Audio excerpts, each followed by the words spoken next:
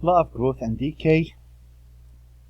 The rate of change of a substance is proportional to the amount present initially. That means the more you have initially, the more that's going to affect the change of rate. The less you have, the less it's going to change. If n is the amount of the substance, so will it be n, then the rate of change of n, that would be this, equals k times n, directly proportional. We don't do inverse proportional law in this class, where k is the constant of proportionality. That could stand for density, that could stand for pressure, you know. It has many applications. Our goal is to find k first. If I look at this equation, dn dt, I notice that this is a separable equation. I could say dn over n equals k dt, and if I integrate, natural log of n equal kt plus c, n, which is the amount of the substance at any given time, is e to the kt plus c, and we know how that goes, e to the kt times e to the c. And if I let n sub 0 be the initial amount, that is, when t equals 0, that's how much we have.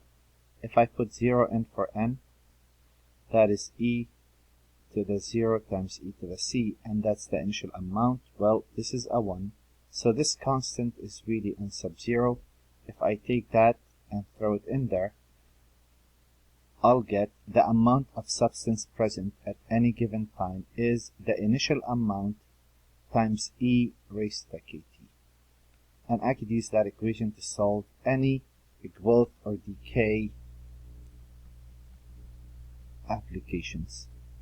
So you might have seen this as A equal P e to the RT.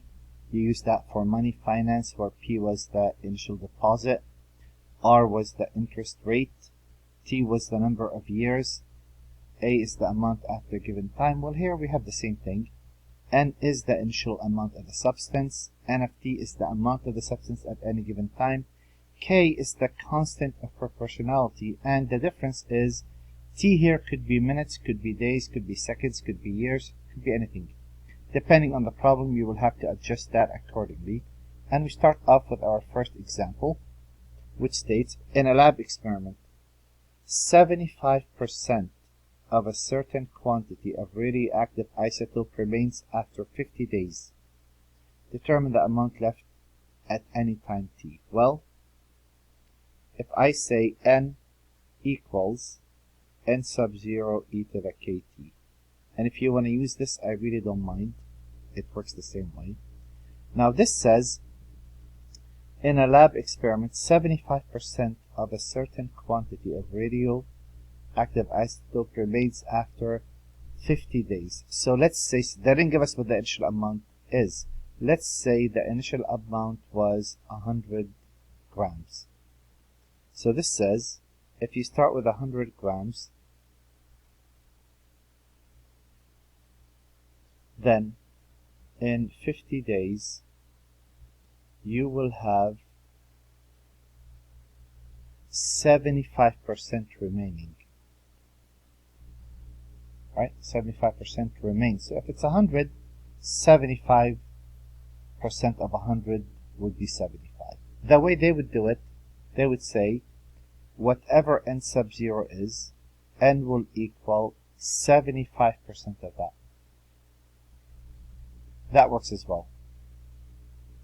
Bottom line, if I want to solve this, and we did this already, we isolate the exponential by itself, divide by 100 both sides, and I'll get 0.75 equaling e to the 50k. And if I log both sides with base e, so I'm getting k to equal natural log of 0.75 divided by 50. Now what?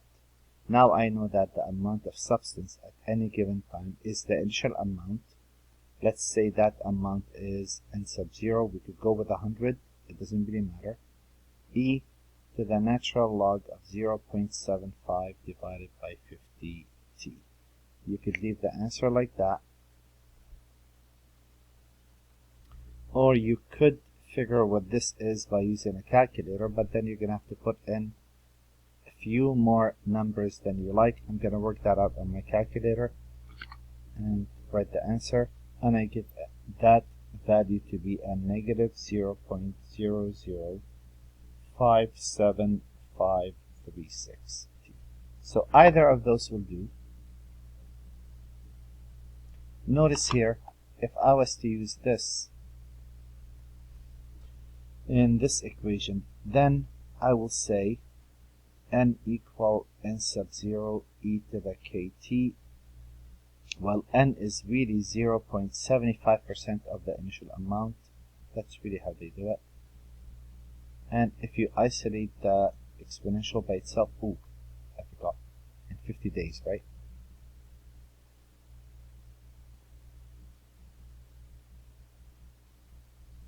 And you'll notice I'll get the same equation as I did right there. And then you proceed and get the same thing.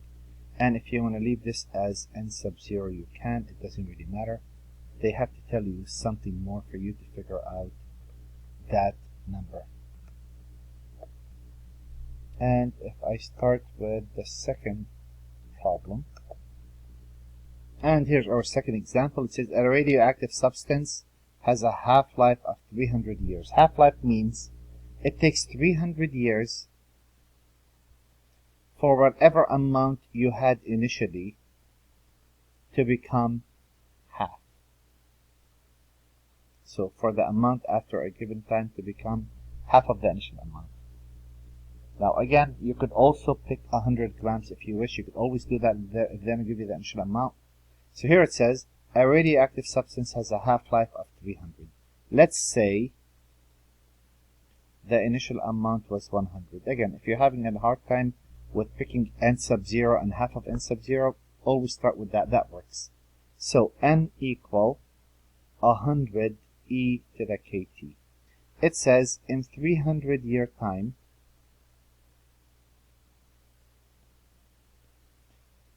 the 100 is going to become 50. Solve for the exponential, isolate the exponential by itself. Log both sides with base e. So k is natural log of 1/2 divided by 300. So n equals, let's say 100. I should really use n sub 0. That's more of how it should be. I should have put that here too. The initial amount is not 100, but if you're going to use it, you could use 100. If they'll give me the initial amount and they give me a percentage, well, n sub 0 times e, again, you have your choice, ln of 1/2 divided by 300t, or then I'm going to throw that in my calculator and get that out, and that is ln of 0.5 divided by 300. And I'm getting a negative 0. Here's the catch. If you want to write it in decimal, you have to carry a bit more decimals than you normally do.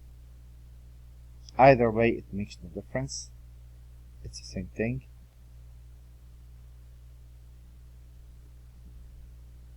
And now what? Now it says, how long you're looking for time. How long it takes for 15% of the substance to decay. Again, you could say if I start with n sub 0, if 15% decays, that means n equal 85%. And if you're not liking this, no big deal. You could say let n sub 0 be 100. You could say, well, if I start with 100, and I'm going to use natural log of 1/2 divided by 300t, how long does it take for 15% of the substance to decay? So, if 15% of the substance decay, I have 100. If I lost 15 out of that, I have 85 left. And again, we solve for the power t, so we'll isolate the exponential by itself, divide by 100 both sides, and I'll get 0.85 equals e to the natural log of 1/2, or that mess, it doesn't really matter, divided by 300t,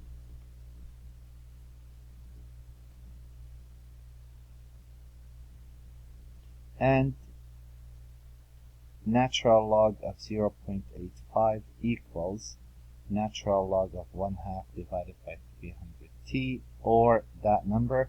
You could divide both sides by that number and get the value, or you could solve for t, either or, multiply by 300,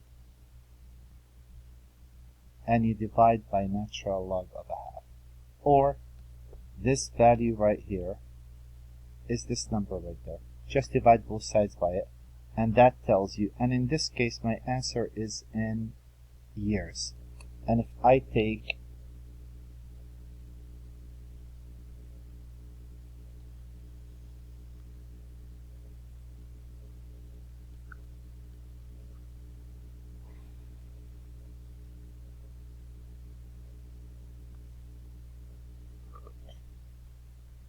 $70.34 years, that's good enough. 2 decimals will do if you're writing that as a final answer. Another problem like that says, well, in a lab experiment it was determined that 10% of a substance decayed after 27 minutes. Again, they didn't give us the initial amount. Let the initial amount be 100. Always start with that if you want. You could always lead with that. Well, I'm starting with 100. In 27 minutes, when t is 27, it is determined that 10% of the substance decays. If 10% decays, that means we have 90 grams left. Same deal, it doesn't get old. 0.9 equal e to the 27k. Natural log of 0.9 equals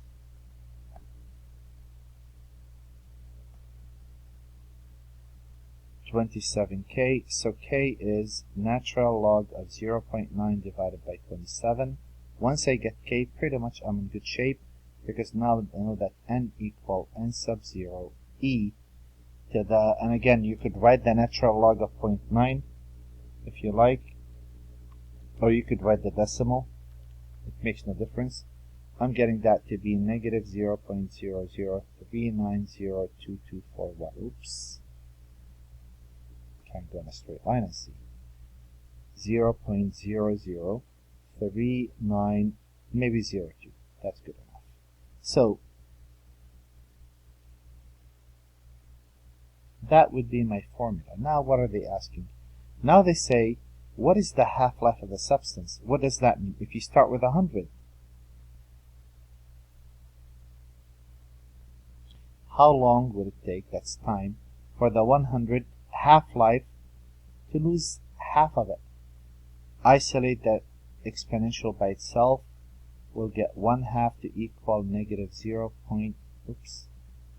Equals e to the negative 0.003902t. Transform the problem to log form.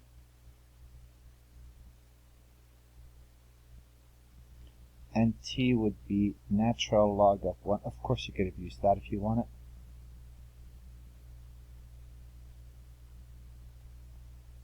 And in this case, t is going to be in minutes. And if I take natural log of 0.5 divided by,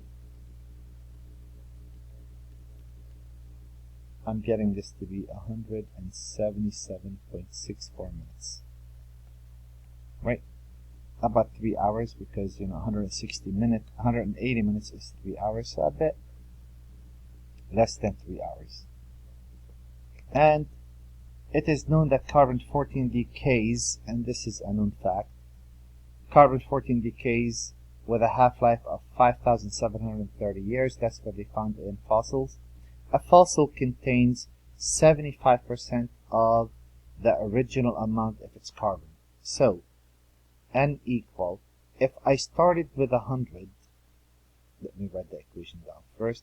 If I start with 100 grams, in 5,730 years, that 100 will become 50. Actually, that's what they measure in most fossils. Okay. And 1/2 would be e to the k times 5730, natural log of 1/2 equals 5,730k. So I get k to be natural log of 1/2 divided by 5730. I'm going to keep it like that here. So I know now my formula, n equal n sub 0 e to the natural log of 1/2 divided by 5730t. That's the formula that will solve whatever I need. In our case, it says a fossil contains 65% of its original amount. How old is it? Well, if I start with 100, e to the natural log of 0.5, which is 1/2 over 5730t. If I start with 100, then a fossil contains 65%. 65 grams will remain. If they would have said 65% decays, that means you have 35 grams left. Again, an exponential function. Again, isolate the exponential by itself, divide by 100 both sides.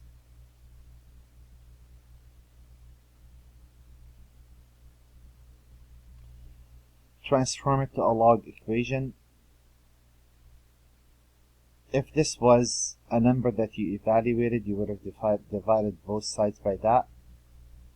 But here, if I multiply both sides by 5730 and divide by natural log of 1/2, that will tell me how old is this fossil. I'm going to throw this in my calculator really quick. 5730, the natural log of 0.65 divided by the natural log of 0.5. And this turns out to be 3,561. Now, you'll notice if you have a 0.12, they really don't list that because compared to 3,561 years, 12% of a year is not going to matter much. But if you want to list 2 decimals, that's always a good idea. Now we get to another type of problems in this section, and that's liquid mixtures. There were 3 applications, but no time to do all 3. So I have to choose between air resistance and this. I was tempted for air resistance, but some of my colleagues advised that this is better to do. Well, no big deal. If you have a liquid mixture, the rate of a substance Y in a tank, the rate is dy dt, is equal to the rate of the amount of the substance flowing into the tank minus the rate at which the amount of the substance is flowing out. So when you say rate N, we're talking about the actual substance, not the liquid. So if I look at example 5, it says 20 gallons of brine. Brine is a salty liquid. It's kind of like purplish color. Contains 6 pounds of dissolved salt. Salt water containing 0.3 pounds of salt per gallon is pouring in at a rate of 4 gallons per minute. Okay, assuming that the solution continues to be well stirred and that the same amount of the substance exit out or running out each minute. Find the amount of salt after 50 minutes. Let y equal the amount of salt at any given time t. Well, what do we know? We know at time equals 0, we have 6 pounds of salt in the actual mixture. So if I take dy dt, that's the rate in minus the rate out. The rate not of the liquid. I'm measuring here the amount of salt, the rate of salt. So dy dt, and let's see how much salt is given in. We're pouring in 4 gallons per minute, not 4 gallons of salt, 4 gallons of liquid. And the concentration is 0.3 pounds in every 1 gallon of the salt water. The gallons cancel out, and you're getting the amount of salt that's entering the mixture at a given time, and that is 1.2 pounds per minute. Minus the rate out. Now what's the rate out? Well, they said that you're letting in the same rate, so 4 gallons per minute are going out, but once this new concentration is added to the actual value, you still have 20 gallons, but the amount of salt now changed. It's Y. And this is pounds of salt per gallon. Again, the gallons cancel out, and you're left with negative Y divided by 5. So, if I look at this equation, it could be separable, and if it's not separable, it is a linear equation. I could say dy dt plus 1 over 5y. If I take 1.2, that's 12 divided by 10. Divided by 2, that's 6 over 5. This is 6 over 5.